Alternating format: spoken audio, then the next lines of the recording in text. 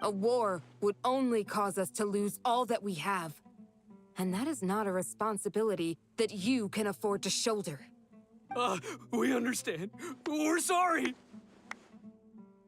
I'll tell you everything I know. Please, just let us go. I'm listening. You might not believe this, but it wasn't us who came up with this idea. Someone was spreading rumors in the tavern. That's how we ended up hearing about King Deshret's resurrection. Some mystery man told us that mad scholars will make the perfect sacrifice to usher in King Deshret's resurrection. They give their lives, and we can get anything we wish for. They're called village keepers. Slip up again, and you'll regret it. Yes, sorry. It was all that mystery man's doing. He told us to spread the word about King Deshret's resurrection and talked us into helping him. In return, he said he'll help facilitate the resurrection process. I'm not sure. That's one. Huh? One what? Strike. You get a total of 3. Then, you die by my hand. Wait, I'm telling the truth. We don't know anything. It was all him. 2. He got us to lure them out of their houses in the night with some kind of incense. We take them to a junction outside the village. Then the mystery guy takes them from there. You gotta believe me, please. I'm telling the truth, I swear. Just ask them if you don't believe me. That was indeed the truth. Traveler, go on.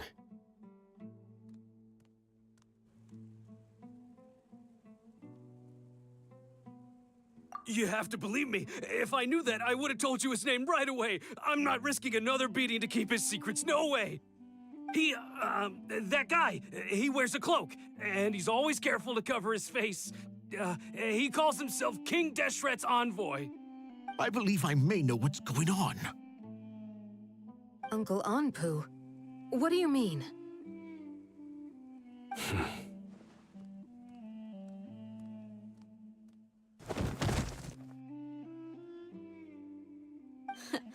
Smooth. Okay, speak. If my suspicions are correct, this mystery man they speak of could be from the academia. Some time ago, people from the academia attempted to take the village keepers away. I refused, insisting that they are part of our community. It strikes me now that this secretive character shares the same goal they had. Which means it's highly likely that the academia was purposely spreading a false rumor to trick the radicals into delivering the village keepers right into their hands. They were the ones who brought them here to begin with. That is not Now Mama they're trying to Morgan. take them back. We aren't gonna let that happen. Not the academia again. Just as I thought. But what could they want with the village keepers? People are nothing but tools in the eyes of the academia. A change in their plans likely means they found another way to exploit the scholars. Regardless, our top priority now is locating the village keepers. You're right. Isak is still waiting for news on his grandpa. Time to go. Let's leave the village and try to track them down. Yes. Pack up and get ready to leave. You got it. Candace, I'll let you deal with the radicals. Leave everything outside the village to us. All right. Let's meet back here once everyone's ready.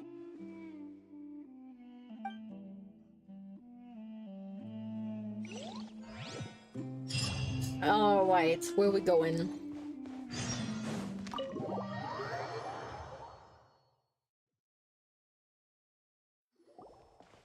What was it? It was a rain notification. Animation scene?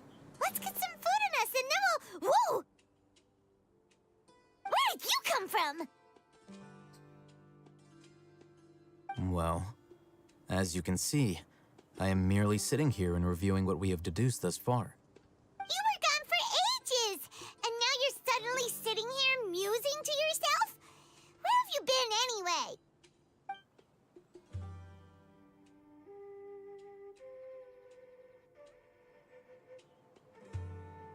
Not Mama Moonie, no. Not for you.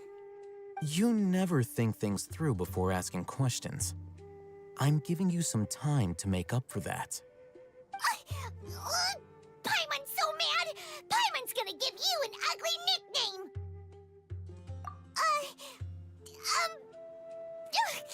Never mind. Paimon's got nothing. There's just nothing super obvious to pick with this guy. It makes it so hard. Well, you've heard nothing to suggest I left this whole time. So clearly, I stayed in the village to investigate. Anyway, Sad battle noises you here. plan to leave Aru Village and keep searching for the truth of this matter, yes? Yep. We're not gonna find out anything more by staying here, so we thought that we might as well take the search elsewhere.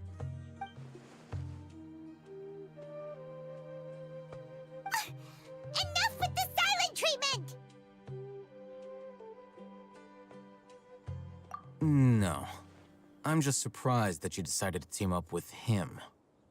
All Hatham, you haven't helped us out at all ever since we arrived at Aru Village.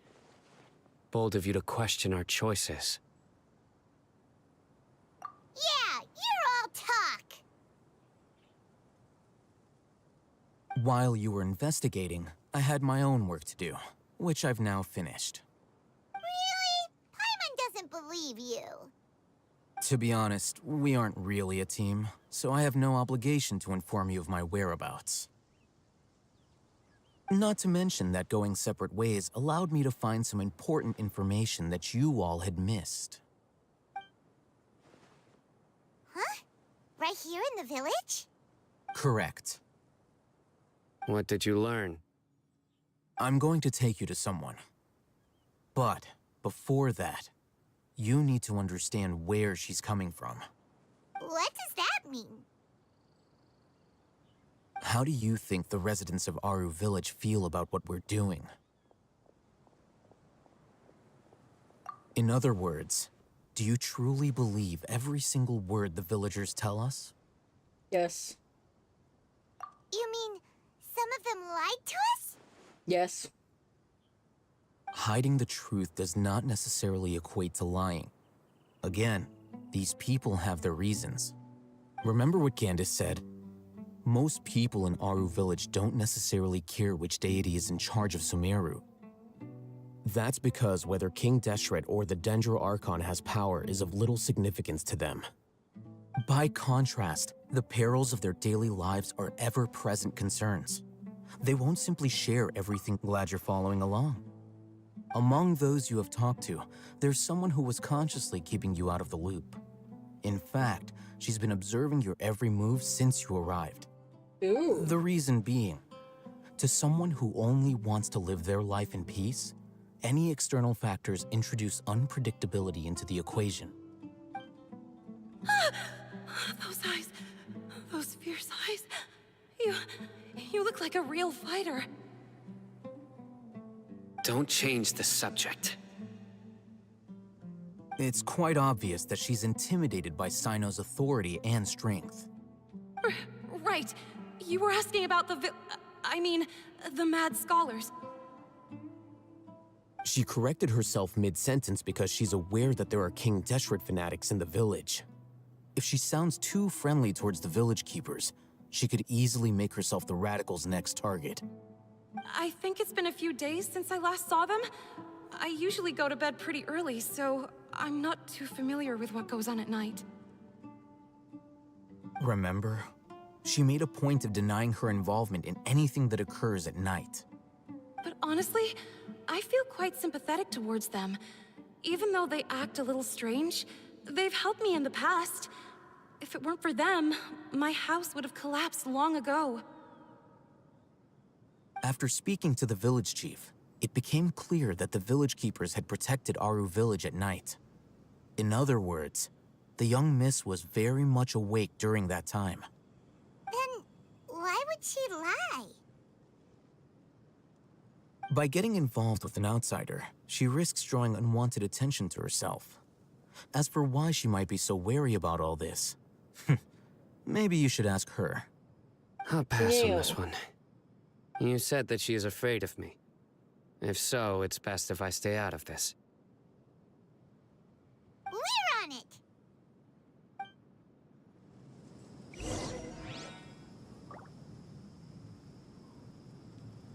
Alright, where are we going?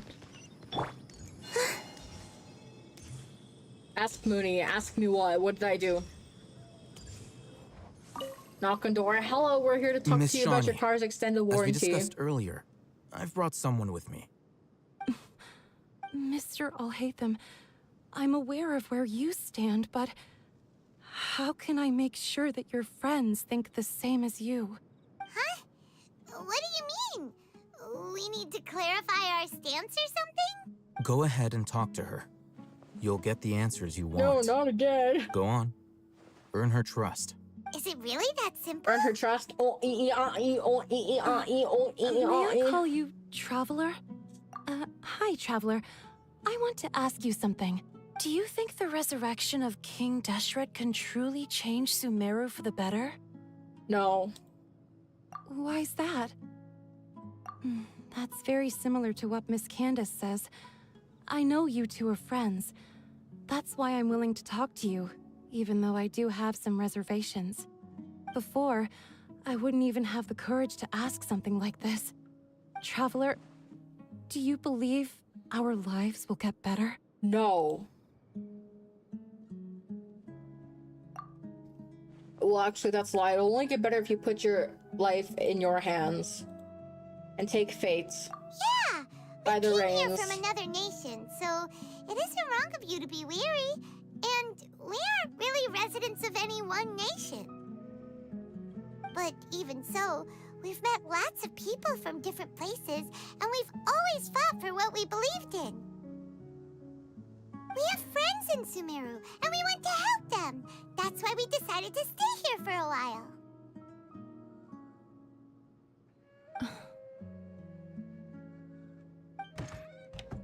I want to trust you. My apologies for posing my questions like that. To be honest, I didn't expect you to come back for more information.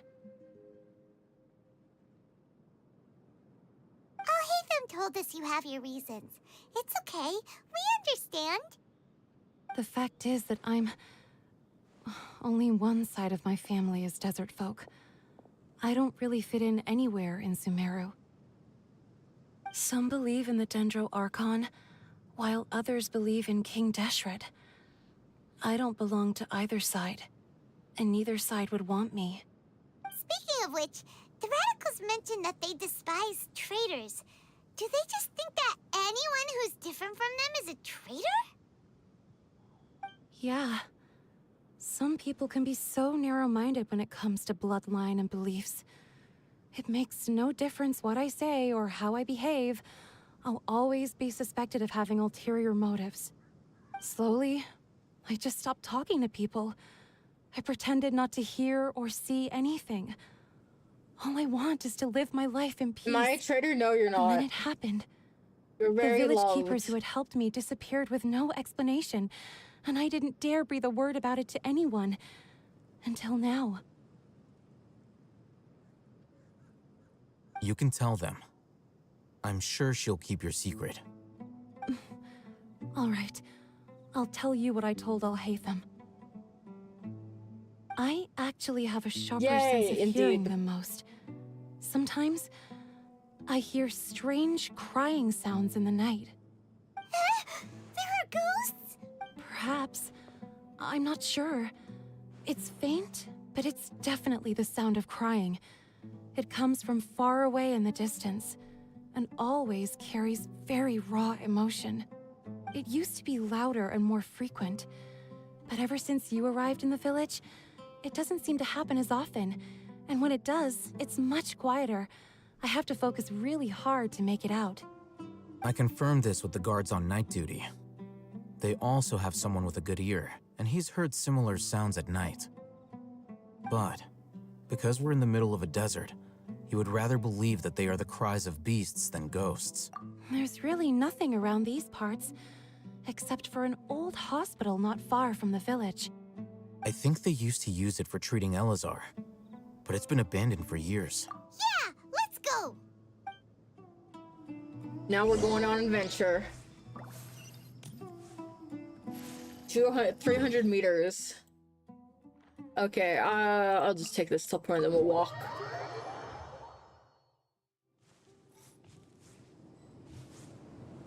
This area is kind of creepy, just a little bit.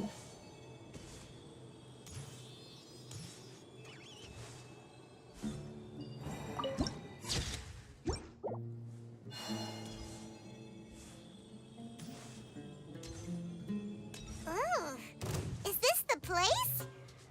It's in terrible shape. And There's also a Dendro Watch out! Oculus somewhere. Oh. Ow!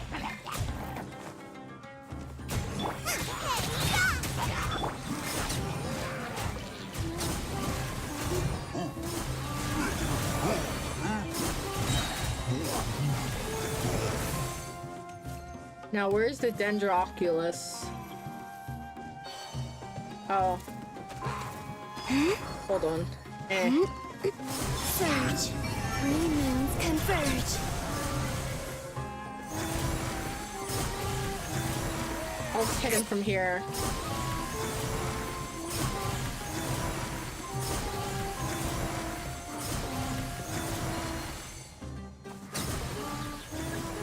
What? What? I swear by my sword. Nice and spicy. No more lies. The deception ends here. A moonlit night for all.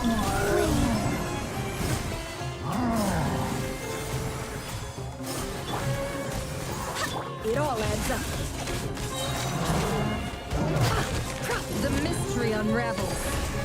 No more lies. They were easier to deal with than Paimon had The expected. game audio is a little loud. It's good information. I have it turned up for the dialogue, but I forgot to turn it back down. Super strong bandits? Or monsters taller than buildings dropping out of the sky? Or, you know, something like that. He looks super serious. We gotta stay on our A game too. This is the one. Yeah, I didn't notice till the combat. It's because of the combat's fault.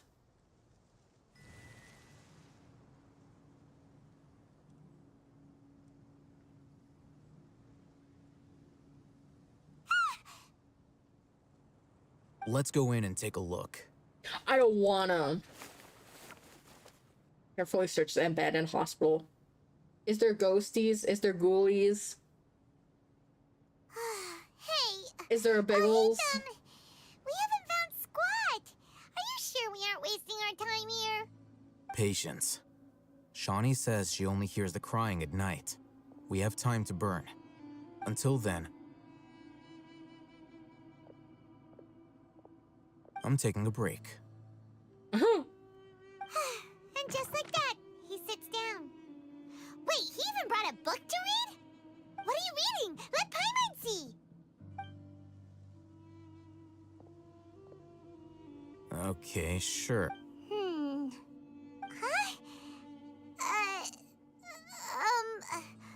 The natural position, which is the positional propensity of an entity in natural motion in contrast with an object in forced motion? Huh? When free from external influences, every entity displays the tendency to follow its natural trajectory? So... Oh, I want to test something now got that that? epic mode is Oh, Paimon over gives up. with. You keep reading your book. See ya. Where is it? Window. He's so relaxed. Look at him, reading an impossible book in a creepy place like this. Is it not on? I have no idea if I turned it on. Oh, there. Oh, it does not affect my ears. Why does it not affect my ears? Okay, never mind. I can't use that because it affects my ears weird. Paimon's fault that the books people read in Sumeru are so complicated. Like, what is that? Why does it only have my ears lit? That's never happened before. There's a special thing in VTube Studio where you can match your what's happening. So basically, with VTube Studio, there's a special thing where you can select a window and your model, your VTuber model, will attune to the lights or the colors of your screen. So if I were to like play Wuthering Waves, for example, Genshin Impact, or a horror game, my models would get like an overlay to match the color screen so it'd be more immersive. So if I had the game full screen, it would make me look like I'm kind of in the game, color-wise. But for some reason with my ears, it affects it wrong. So I'd have to change whatever settings it is to probably fix it. Because this is normal. This is also normal because they're visual effects, but the other thing has to do with like a window thing. What is it called? It's called display lighting, which has to do with a thing. It's just a special VTube Studio thing. Yeah, it's just to make you more immersive with the game when it comes to playing. Because if we're playing a horror game, I could be like way too bright of my model compared to the game's darkness. What was that sound? There it is. We're It's in a coming mental from that hospital. direction.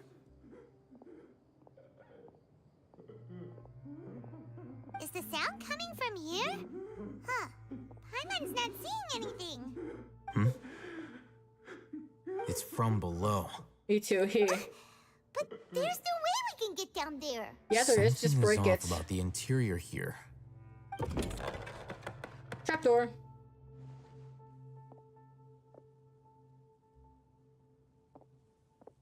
Oh, that's spooky. As I thought. There's a hidden structure.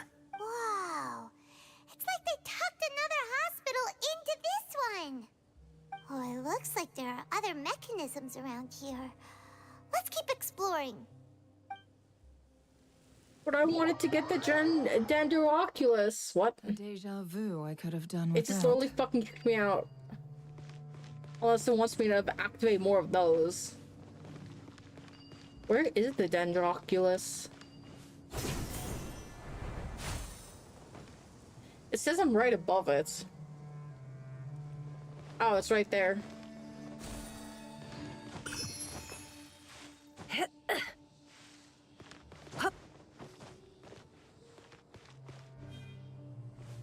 Can't hide the truth.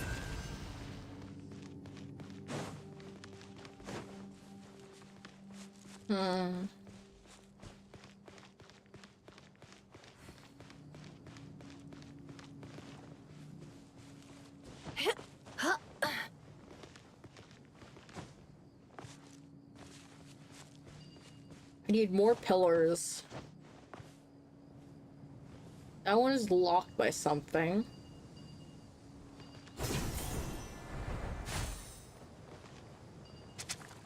Oh. No more lies. Surge. Bruh. A new moon rises. I can't fight you through a wall, bro. Ow! Go as one. Wind, hear me. Is he not dead? Oh, more Can't hide reinforcements. the truth. The deception ends here.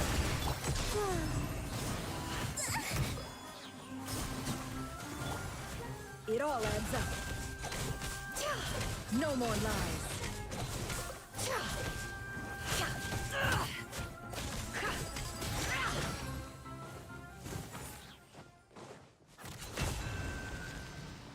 And then there's one more. I think it's up there. That's close enough. Can't hide the truth. You're toast. Three moons converge. Surge. Potatoes? No, seriously, where's the other one?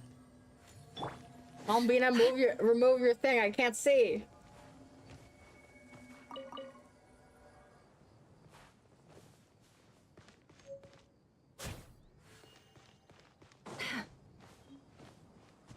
So I activated that one. And then the dude activated that one. And then I activated one over there.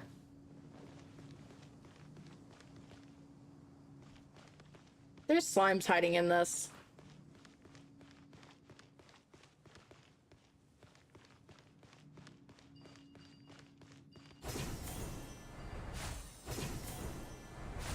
Oh, it's right there.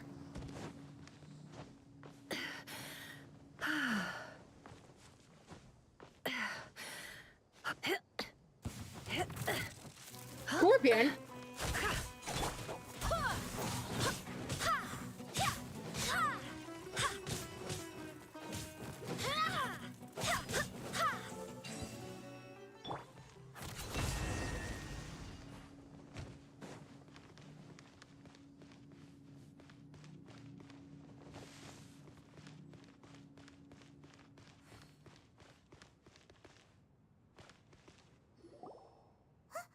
Look, there's someone over there.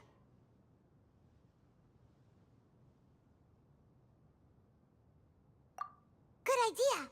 Let's approach him slowly without alarming him. Hi, little guy.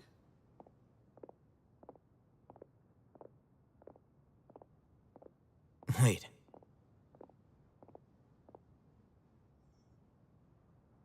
You're...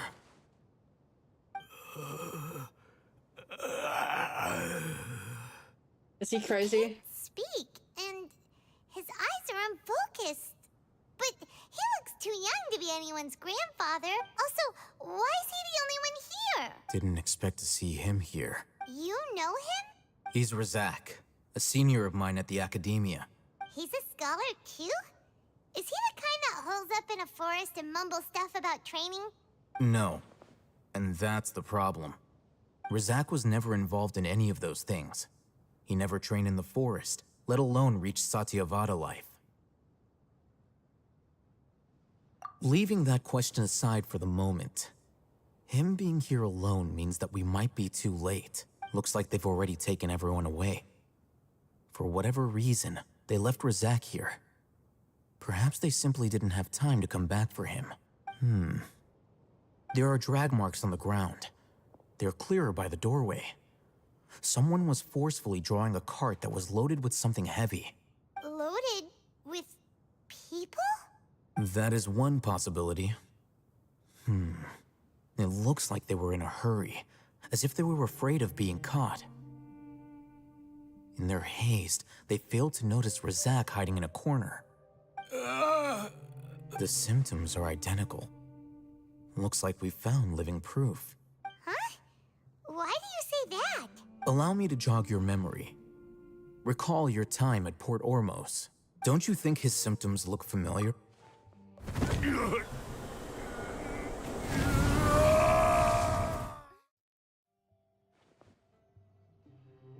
Oh, now that you mention it, they're acting the same way. Correct. The academia is behind all of this. It isn't difficult to deduce their rationale. First, the academia spread a false rumor of King Deshret's resurrection, emphasizing the role of the village keepers, the mad scholars who were exiled to Aru village. These rumors were all the persuasion that the radicals needed, and those based in Aru village leapt into action. Unbeknownst to them, of course, through rounding up the scholars, they were actually helping the academia. As well as being able to exploit the radicals for their own ends, this scheme has one further advantage to the academia. all the risks and responsibilities are offloaded onto King Deshret's followers. Life for the desert dwellers has been brutal ever since King Deshret's death all those years ago. Beneath the surface, feelings of desperation are widespread. Many would give everything they have for the prospect of something better. Anyone looking to exploit that for their own ends simply needs to make a few empty promises. Even if complications arise, people will see that those involved are all followers of King Deshret and look for no further explanation than differences of belief. A deep-seated mistrust of the desert and everyone in it by the rest of Sumeru will make sure of that.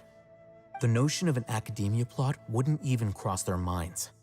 It may seem like a simple strategy, but it is able to work wonders under Sumeru's current circumstances. Oh, that makes a lot of sense. It's in line with the village chief's theory, too. But there's still one very important question. Wasn't it the academia that brought the scholars to Aru Village in the first place? Why does it want them back now? Throughout this process, one thing has changed: the scholars' identity. First, they were scholars. Then, they became lunatics. After that, they were exiles.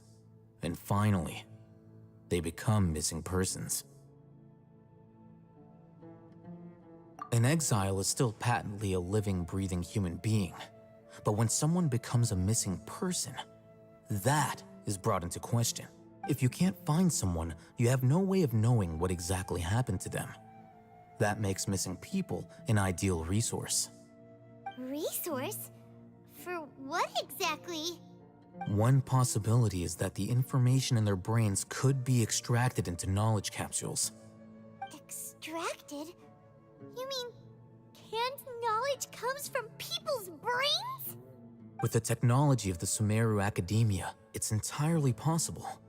Perhaps the process caused them great suffering, which is why they cry out in the dead of night when no one is watching them. So, the human brain... I'm the academia scribe, after all. I'm familiar with their projects. Anyway, judging by Razak's state, the contents of a divine knowledge capsule were extracted from his mind, but something went wrong in the process. Or perhaps his curiosity got the better of him, and he used such a capsule for himself.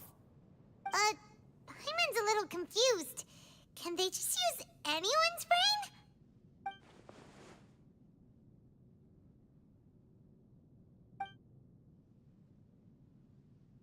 The look on your face tells me you've realized the answer.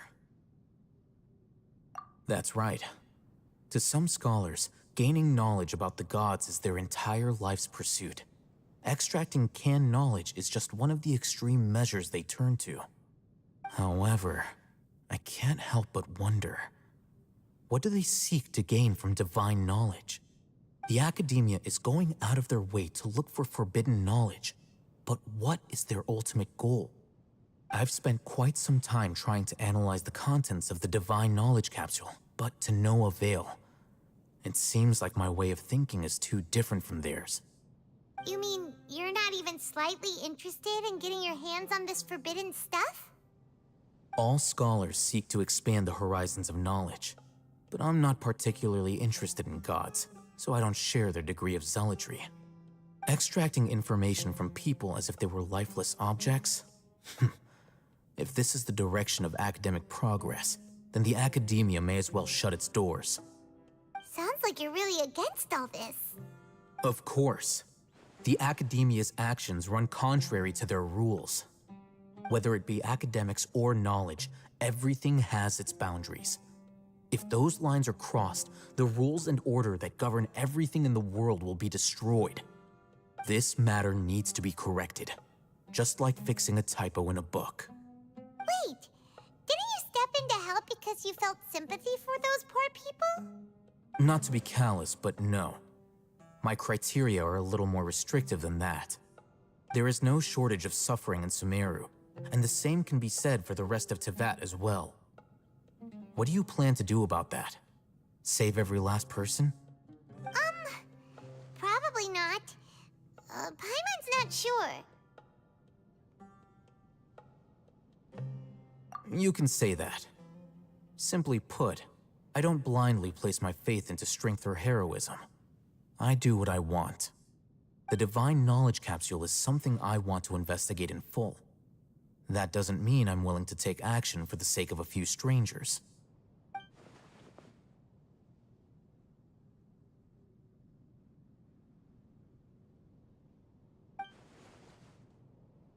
Paimon's been wanting to say this for a while.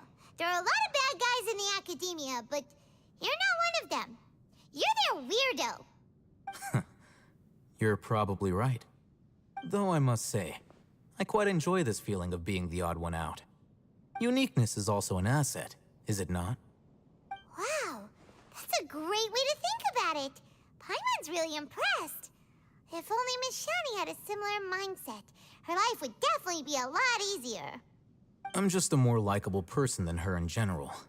There's nothing more to it than that.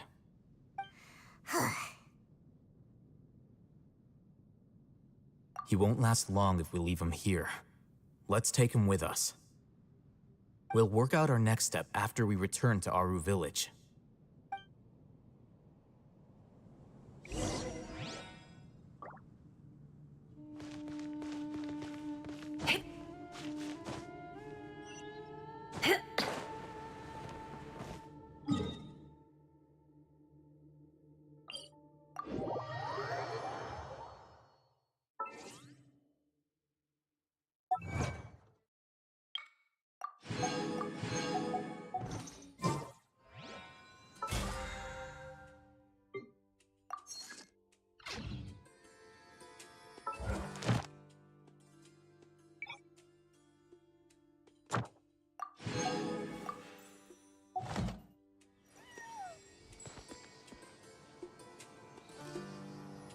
I just realized I'm muted. Hi, I was muted.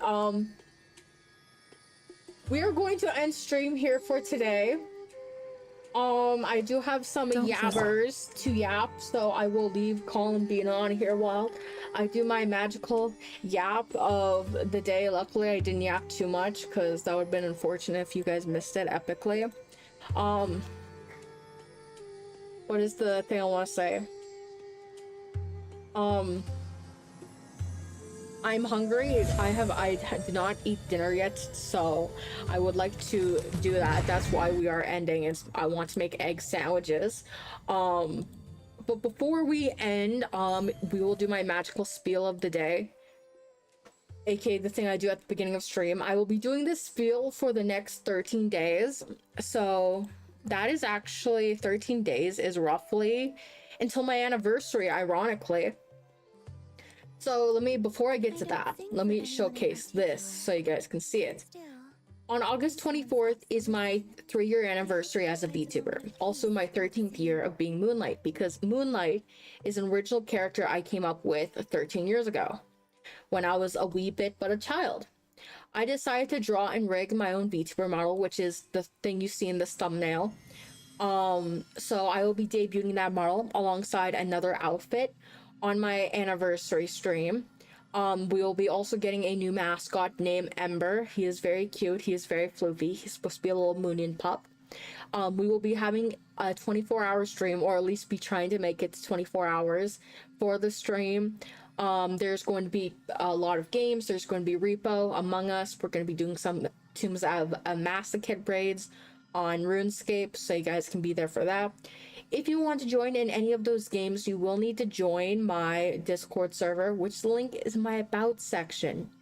So we have, since we're going for 24 hours, there will be some games where we're going to be playing late at night. So if you're like a person who's like in British, European, Asia time, you'll probably be awake for the other second half of the stream. We're probably going to be playing Gartic Bone, Peak, any other games. We can probably find our multiplayer for the second half that are not currently on the schedule yet. And then speaking of new model,